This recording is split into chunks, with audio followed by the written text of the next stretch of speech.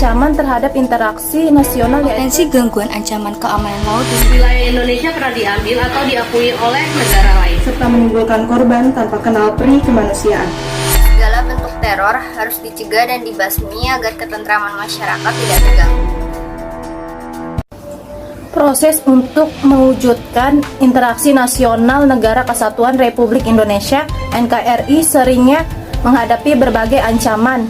Salah satu ancaman terhadap interaksi nasional yaitu di bidang pertahanan dan keamanan HANKAM. Tahukah kamu apa itu ancaman terhadap interaksi HANKAM? Dikutip dari situs resmi Kementerian Pendidikan dan Kebudayaan Republik Indonesia, persenjataan militer pada setiap negara terus ditingkatkan. Bahkan dipercaya ada negara yang memiliki senjata pemusnah massal berbahan kimia dan nuklir. Adanya persenjataan militer tersebut berpotensi menjadi ancaman militer yang menggunakan kekuatan senjata yang terorganisir. Ancaman ini dinilai mampu membahayakan kedaulatan negara, keutuhan wilayah, dan keselamatan segenap bangsa.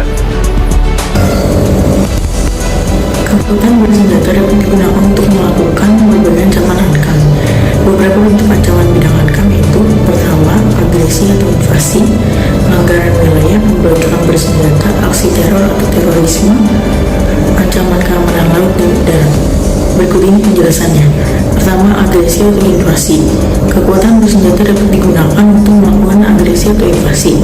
Suatu negara yang melakukan agresi terhadap negara lain adalah ancaman bagi kedaulatan negara, keutuhan wilayah, dan keamanan suatu bangsa. Terdapat beberapa bentuk agresi mulai dari yang berskala paling kecil hingga skala terbesar.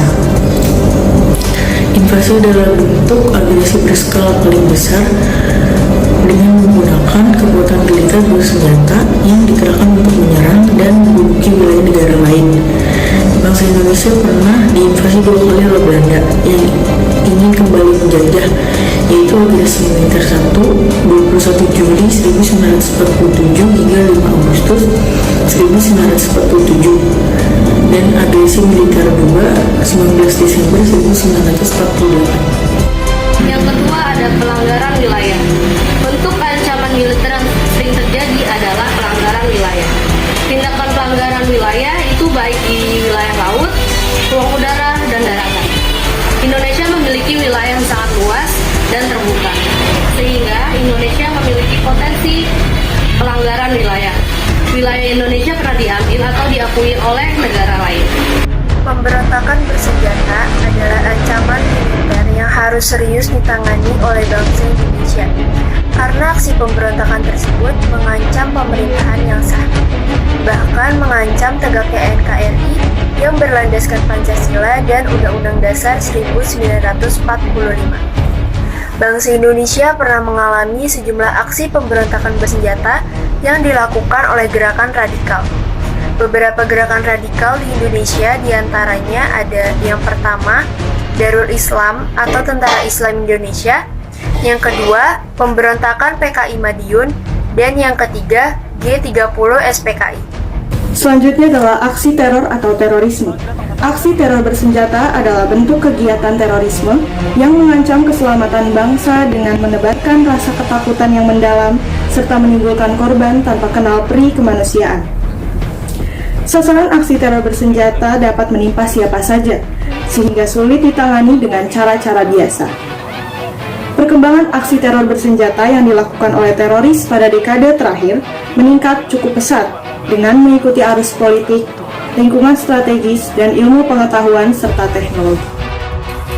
Segala bentuk teror harus dicegah dan dibasmi agar ketentraman masyarakat tidak terganggu. Beberapa contoh kasus teror di Indonesia adalah yang pertama, bom malam Natal yang terjadi pada tanggal 24 Desember 2000, yang kedua, bom Bali 1 yang terjadi pada tanggal 12 Oktober 2002, yang ketiga, bom Marriott yang terjadi pada tanggal 5 Agustus 2003, yang keempat, bom Bali 2 yang terjadi pada tanggal 1 Oktober 2005, yang kelima, bom Solo yang terjadi pada tanggal 25 September 2011, yang keenam, bom Sarina Tamrin yang terjadi pada tanggal 14 Januari 2016, yang ketujuh, bom Surabaya yang terjadi pada tanggal 13 Mei 2018. Pembahasan terakhir ialah ancaman keamanan laut dan udara. Gangguan keamanan di laut dan udara adalah bentuk ancaman terhadap integrasi nasional bidang hankam atau militer yang mengganggu stabilitas keamanan wilayah NKRI. Potensi gangguan ancaman keamanan laut dan udara di Indonesia tinggi, sebab kondisi geografis Indonesia di wilayah perairan dan udara yang terbentang pada perlintasan transportasi dunia yang padat, baik transportasi maritim maupun dirgantara.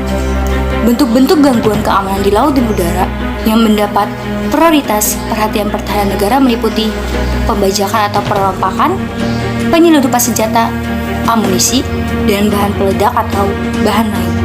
Sedangkan bentuk ancaman keamanan laut antara lain klaim kepemilikan pulau oleh negara lain, penangkapan ikan secara ilegal, pencemaran lingkungan, dan pencurian kekayaan laut. Ini berarti bikin lagi atau gimana?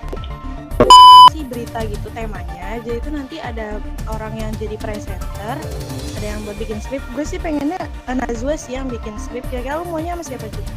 Kamu siapa aja boleh. Kira-kira siapa nih editor? Aku Yes. Kusino.